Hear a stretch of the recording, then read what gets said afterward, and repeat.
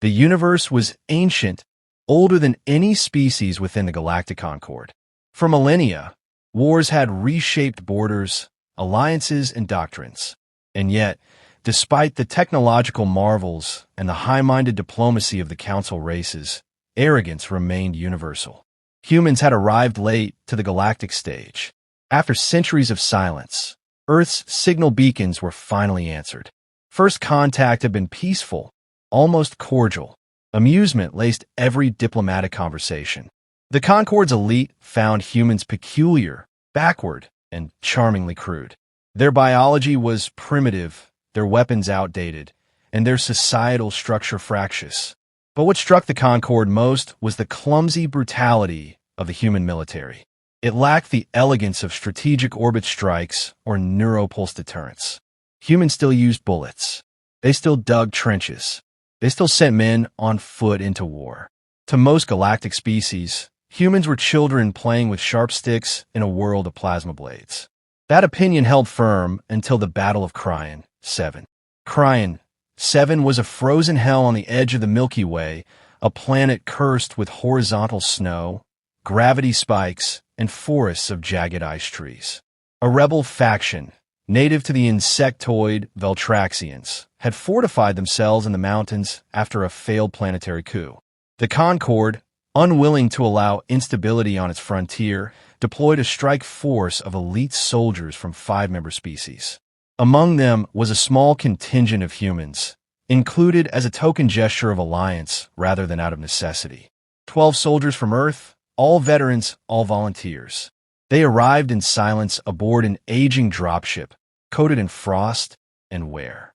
The alien commanders didn't bother hiding their skepticism. "Let the Terrans stay in reserve," said Field Marshal Jorik, a scaled tactician from the Drakari line. "They'll get in the way otherwise." No offense meant. No one argued. The humans didn't either. They had heard it all before. Sergeant Alex Rains sat in the rear of the briefing chamber, helmet resting beside him, fingers methodically cleaning his scope. His ghillie suit, a mess of shredded synthetics and white camouflage netting, made him look like a frost-covered ghost. He hadn't said a word since the dropship entered Cryan 7's orbit. He didn't need to. His team, 9 other snipers and a spotter, moved with silent efficiency. They set up in a modular bay away from the main force, loading gear, checking calibrations, warming blood thinner injectors. Each one of them had over 100 confirmed kills. Each one had fought in Earth's worst conflicts, where precision and patience outweighed firepower.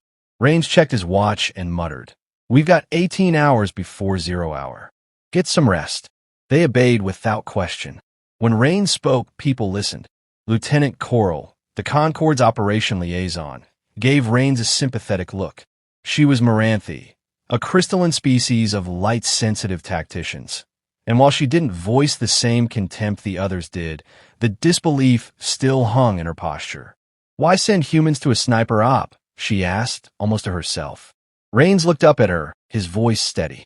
"Because machines don't know how to wait." She blinked, confused, but he returned to his scope, already out of the conversation. Meanwhile, the main force prepared for insertion. Concord troops were fitted with thermal dampeners, terrain-adaptive armor, and cloaking systems that could fool most sensors.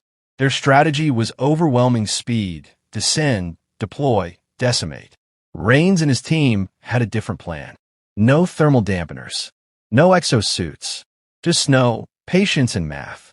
The night before insertion, Rains climbed to the northern ridge alone. It took him 3 hours to crawl the mile-long stretch through chest-high snow, not because of the terrain, but because he didn't want to leave a trace. He lay still at the top, overlooking the valley below through a narrow slit in his camouflage. In the darkness, the Veltraxian rebels moved. They had no ships, but they had found ways to use the terrain, ice tunnels, reflective beacons, and crude jammers that messed with Concord tech. Rains noted positions, radioed nothing, and remained still even as frost crept along his rifle barrel. He returned at dawn, lips blue, eyes sharp. His spotter, Donovan, handed him a flask. "Anything worth shooting?" 3 camps. East Ridge is hollowed out. Looks like a command node. They'll see the aliens coming. Donovan gave a dry chuckle. That's fine. They won't see us. At mission hour, the Concord force launched in a perfect V formation from the sky. Jetpacks flared and shimmered like comets, radiant and loud. The wind swallowed their approach, but the rebels were already ready. Rains watched it happen through his scope. The sudden flares of anti-air fire, explosions, soldiers spinning into the snow. The aliens had expected a frontal engagement. They got a slaughter. Targets at 2,200 meters, Rains said calmly. Adjust for wind shear. No time delay. Engage on my mark. His snipers, spread across ridges like whispers in a blizzard, did not reply. They didn't need to. The first shot broke the silence like a drumbeat. A rebel commander dropped with a hole between his mandibles. 2 seconds later, a spotter fell. Then another. Then another. Each shot came from different angles, different ridges, and different elevations. The rebels scattered, disoriented. They couldn't locate the origin. In the alien command center, chaos reigned. Where is that fire coming from? Jorg bellowed, tail lashing in frustration. Unclear. There's no trace signatures. No thermal spikes. Coral responded, scanning the monitors. Rains adjusted his scope for the 4th time in 10 minutes. A Veltraxian heavy was dragging a wounded comrade toward a comms relay. Rains waited, counted the heartbeat between breaths, then squeezed the trigger. The shot traveled 3,400 meters, cutting through crosswind and snowflakes. The rebel never made it to the relay. In his ear, Donovan muttered, "You just shot through a gust like it was air." "That's sick." "It was air," Rains replied. The alien troops began pulling back, trying to regroup. Every time they clustered, a human sniper answered. Clean, untraceable, lethal. Back at base, Concord generals watched the tide shift. The humans had turned the slaughter into a standstill. In under an hour, the sniper team had taken out 37 key targets, disabling communications and officer coordination. Coral whispered to no one in particular, "They're not soldiers. They're ghosts." As the sun dipped lower and the blizzard resumed, Rains called for a halt. "No more shots. Let them regroup. Let them get comfortable." "Why?" Donovan asked. "Because scared men make bad decisions. Comfortable men make worse ones." There was no debate. The sniper team buried themselves again in the snow, rifles ready, still as statues. By nightfall, the aliens had finally asked the question no one had dared speak before. What if humans weren't behind? What if they had simply evolved in the wrong war? As cold settled into the bones of Cryan, 7, and alien scouts reported figures that moved like wind and struck like judgment, a quiet order was given to the Concord strike team. Coordinate with the Terrans. Let them lead. In the command tent, Jorg clenched his jaw and stared at the tactical map where red blips had once swarmed. Only silence remained. He turned to Coral, his voice low. "Who is that sniper?" She didn't answer at first. Then, after a beat, she said, "Sergeant Alex Rains. Earth Special Operations. Retired. Came back when no one else would." Jorg grunted. "And why does he lie in snow while others fall from the sky?" Coral studied the blinking data feed. Dozens of confirmed kills, no casualties. Then she looked up, because he knew they'd never look down. The storm had passed, but Cryan, 7, remained unforgiving. In its wake, the world was reduced to a vast, white stillness broken only by jagged spires of ice and the quiet hum of survival. The snow muffled sound, buried heat, and turned movement into betrayal. It was a planet that demanded reverence or claimed the reckless. The Concord force hadn't learned that yet. Within 24 hours of initial deployment, casualties among the primary strike team had surged past expectations.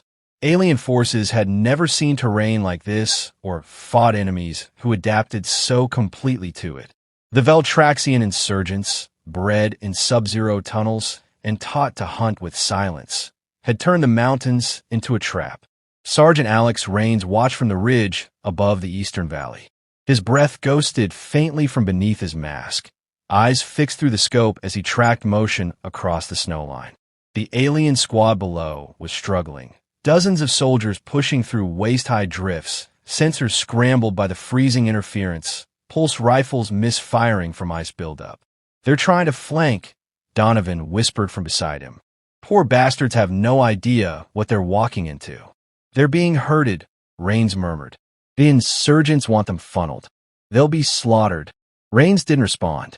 His finger tightened slightly on the trigger, then eased off. He was waiting.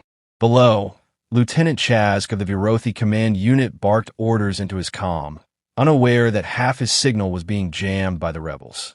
His team advanced in the wrong direction, toward a choke point of exposed terrain with no natural cover and deep snow, where movement would be slowed and sight lines would be dominated by high ground. The perfect kill box. Permission to engage? Donovan asked, adjusting his rangefinder. Not yet, Rains said.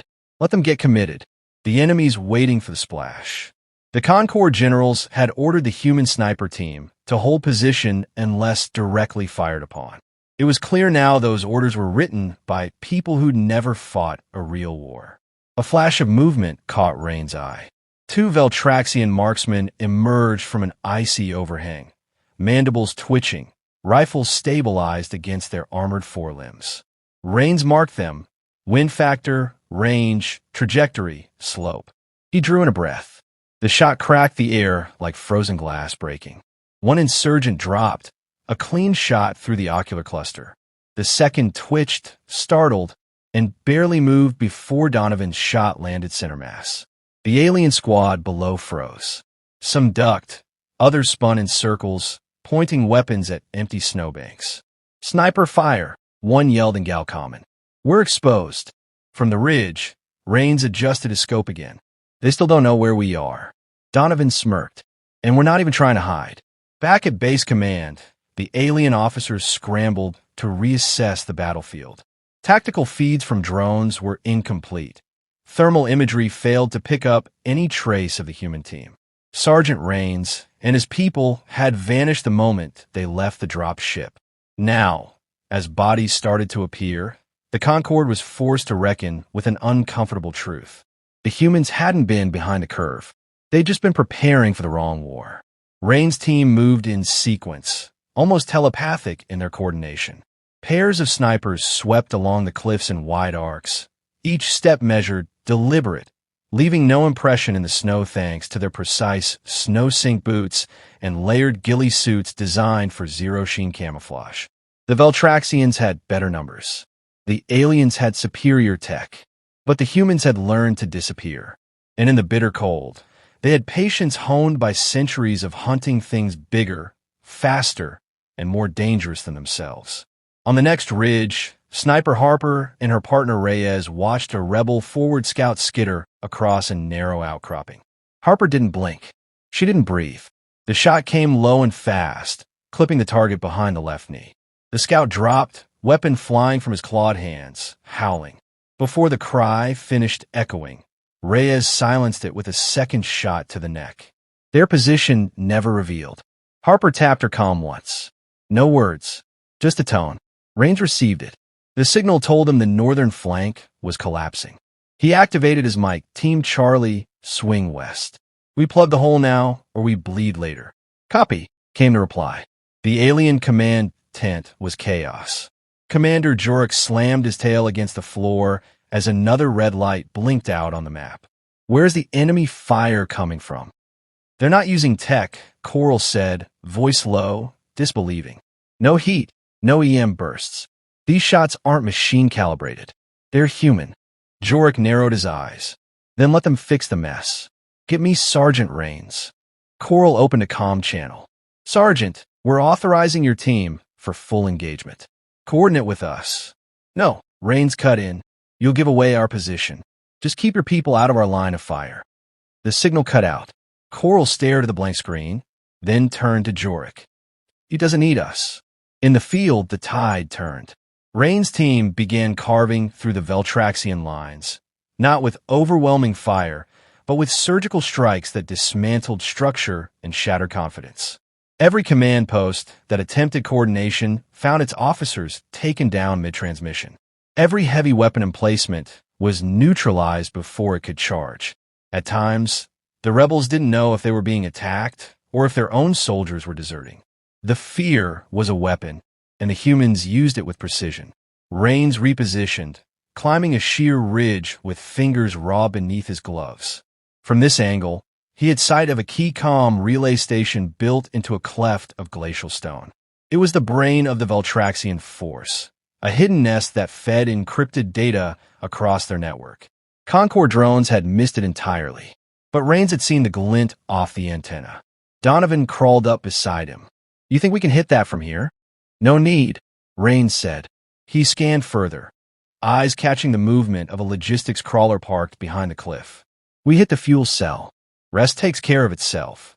Wind gusted, and for a moment the ridge shook beneath them. Rains exhaled, felt the rhythm of his heartbeat, and squeezed the trigger. The round struck just beneath the vehicle's chassis. The explosion was small at first, then sudden and massive as the crawler's tank ruptured and ignited. Flames danced across the snow. The comm tower shattered.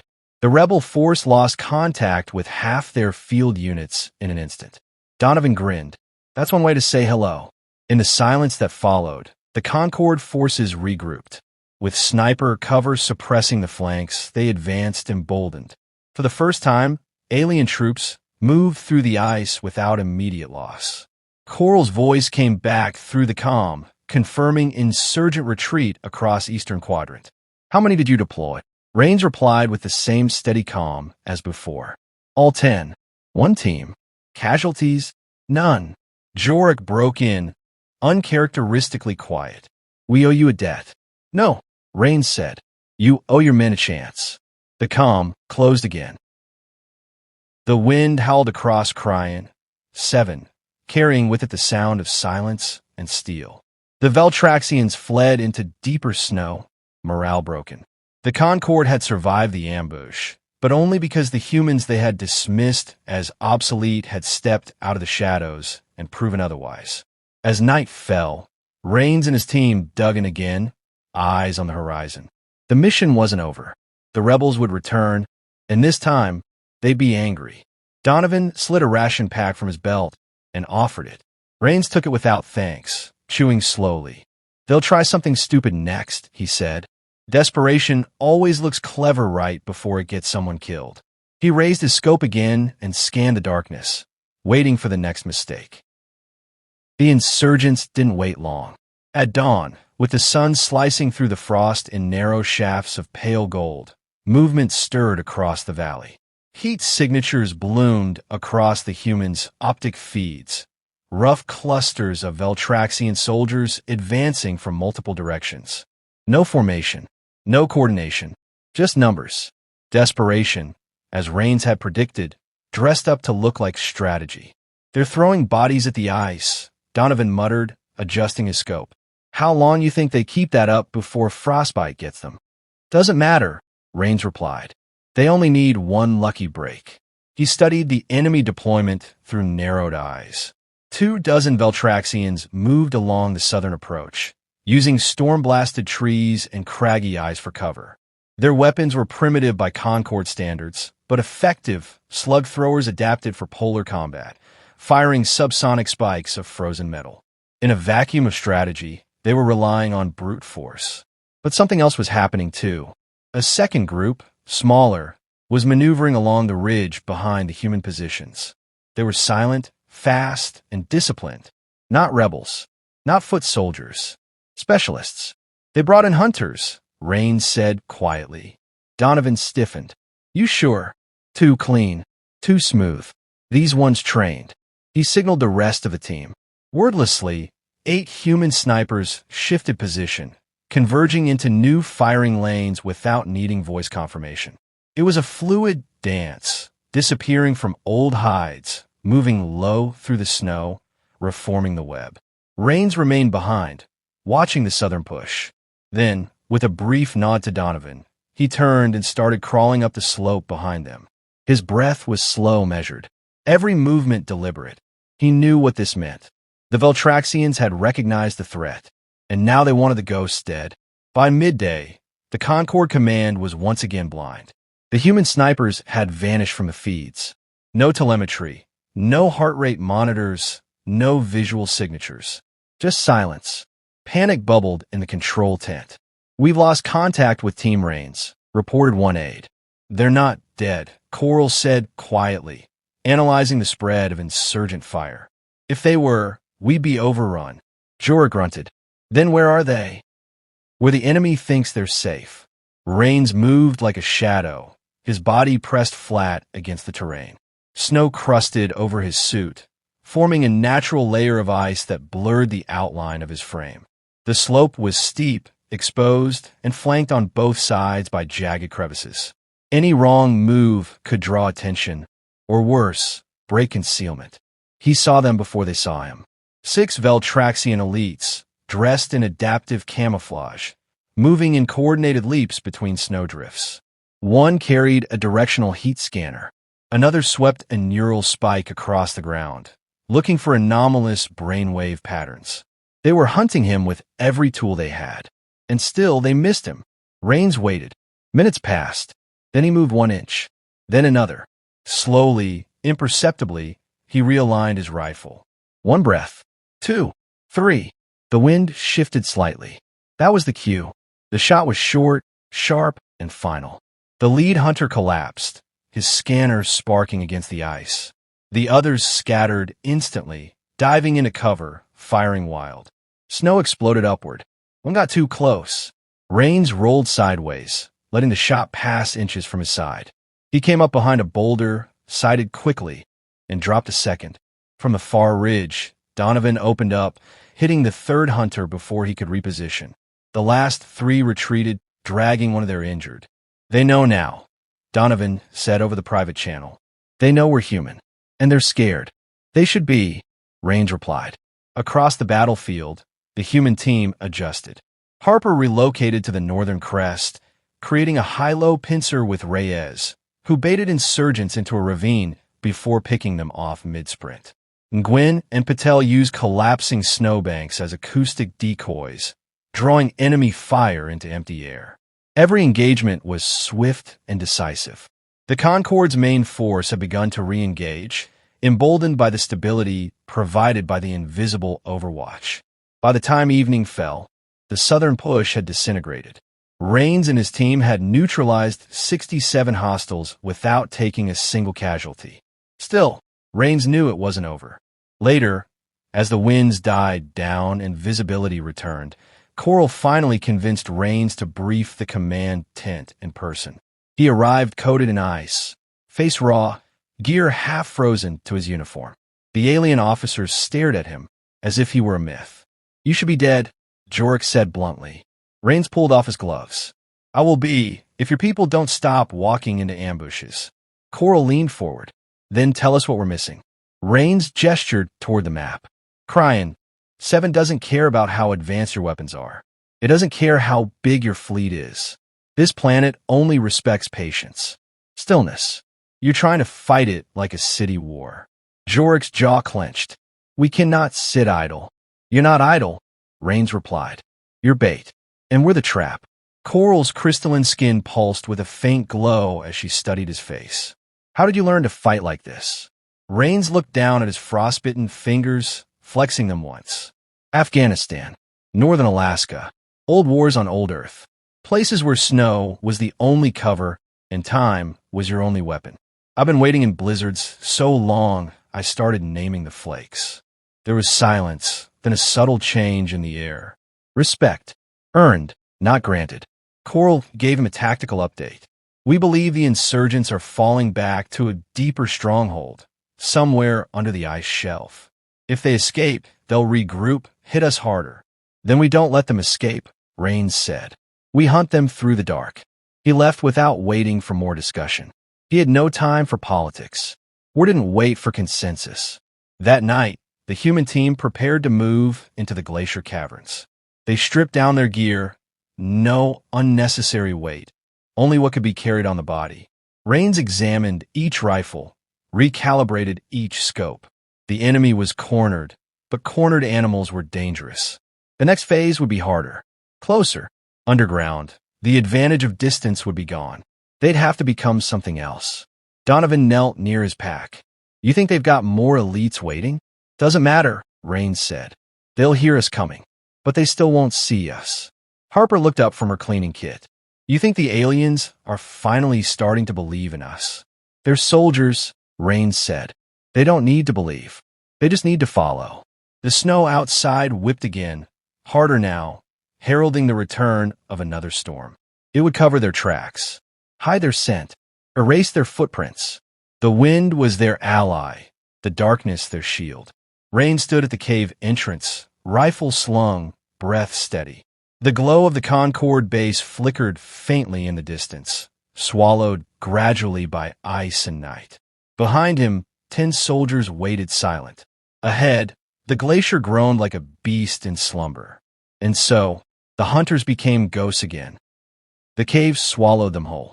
Once inside, the world narrowed to a tunnel of black stone and shimmering frost. Ice coated the ceiling in jagged arcs like frozen teeth, and every step sent muffled echoes down the endless corridors of glacial silence. The only light came from their scopes, low-band filters tuned to the smallest slivers of ambient energy.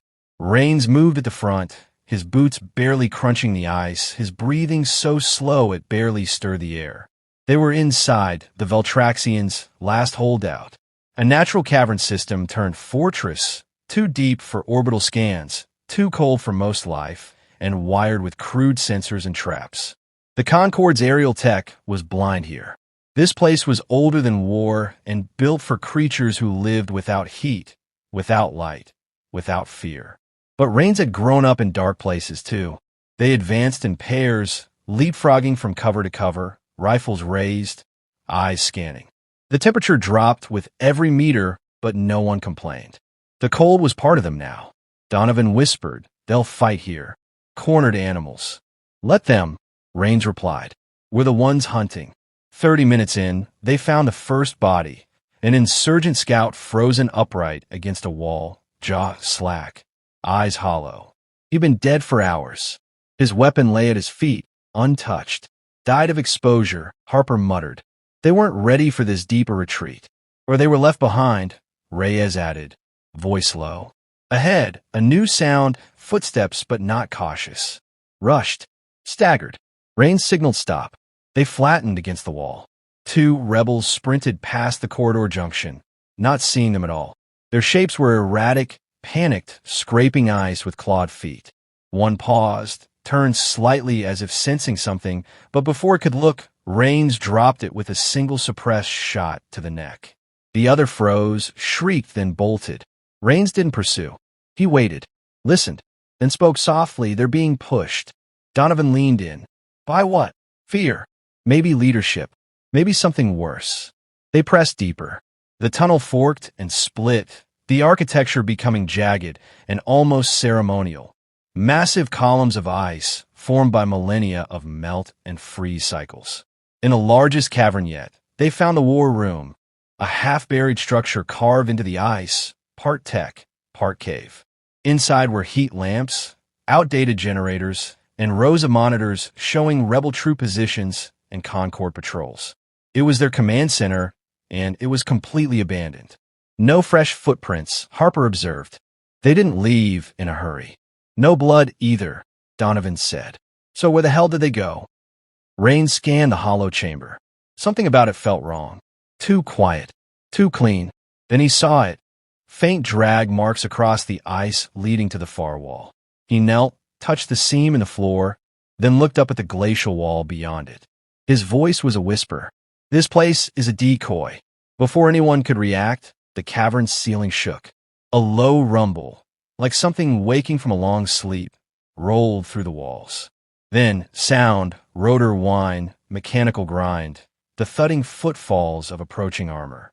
"They've got reinforcements," Reyes said, backing toward cover. "No," Rains said, rising to his feet. "They've got a skimmer column. Ground-based. Probably armored. They're coming up through a tunnel behind this cavern, expecting to catch the Concord sleeping." Harper's face hardened. "We're between them and the exit. Exactly where we need to be." He moved quickly, eyes scanning the terrain. "We won't outrun them. We're not trying to. We hold here. Set firing lanes along this channel. We narrow the approach. Make them pay for every inch." Donovan knelt beside him.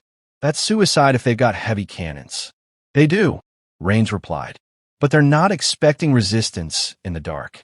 And they're not expecting this kind of cold. Their equipment's going to be sluggish. He turned, pointing to the far cliff face. I want charges along the upper ridge. We'll bring that wall down on their second wave. Trap them in the funnel. The team moved instantly, obeying without hesitation. Explosives were set, rifles sighted, elevations measured. They became statues hidden in frost, breathing in unison, rifles trained on the choke point where the skimmer column would emerge. It didn't take long. The first skimmer burst into view like a silver shark, its treads throwing up waves of snow and debris. Behind it, a second and third, each bristling with weapons, lights piercing the dark. Then they slowed. One of the gunners looked up, puzzled. The temperature had dropped another 7 degrees in just minutes. Sensors started to flicker. Static buzzed through the comms. Their HUD scrambled, failing to adjust to the visual noise of the ice tunnel. Then the first shot rang out. It hit the lead vehicle's viewport dead center. Not enough to penetrate, but enough to blind it. A second shot cracked, opened the weapon mount. The gunner slumped forward. The skimmer lurched and crashed into the tunnel wall. Hit them now, Rains ordered. The tunnel lit up with flashes of controlled chaos. Harper took out the rear escort's wheel module. Reyes dropped an officer as he climbed from the hatch. Donovan fired 2 perfect rounds into the vent core of the second skimmer, which hissed and began to smoke. Return fire tore through the cavern. Concussive blast that shook the ice. Debris fell in sharp shards. Reyes caught a splinter across the arm, but kept firing. The rebels, frantic and half-blind, opened up in every direction, hitting only the cold. Then Rains triggered the charges. The ridge above collapsed in a thunderous cascade of rock and ice. Tons of frozen weight dropped onto the rear of the column, crushing one vehicle entirely and sealing off the exit. The rebels trapped in the front tried to reverse, but there was nowhere to go. Rains lined up his final shot, one he'd been preparing for since the first scout ran from him. He breathed in, let the cold fill him, and held. Then squeezed the trigger. The shot pierced the forward skimmer's engine port. A beat of silence, then fire. The explosion lit the cavern in a bloom of orange and blue, painting frost in molten colors. After that, nothing. Smoke curled upward. The ice crackled. The silence returned. When the team emerged from their cover, the battlefield was littered with shattered machines and fallen insurgents. No movement, no resistance. Harper pulled her hood back. That's it. That's all of them. Donovan looked at Rains. You were right. They made a desperate play. Rains holstered his rifle, and it got them killed. Back at Concord Command, feeds began returning. Recon drones captured the aftermath. When Jorek saw the footage, the ice collapsing, the precision strikes, the human silhouettes emerging from the smoke, he said nothing at first. He only nodded slowly, as if a great weight had finally settled into place. Coral turned to him. Should I transmit this to Central Command? Yes, Jorek said. Let them see what they dismissed. The footage went viral across Concord space. It was grainy, dark, hard to follow, but the message was clear. A team of 10 Terrans had done what entire fleets could not. No drones, no artillery, just resolve, skill, and patience in the snow. And one impossible shot. Weeks later, as Rains prepared to leave Cryan, 7, Coral approached him by the landing pad. The Concord is rethinking its classification of Earth's forces, she said. You've earned more than respect. You've earned fear. Rains looked at her, then past her, toward the frost-covered mountains. Good, he said. Fear keeps people alive. Then he boarded the transport without another word. The ship rose into the blizzard, vanishing like a ghost.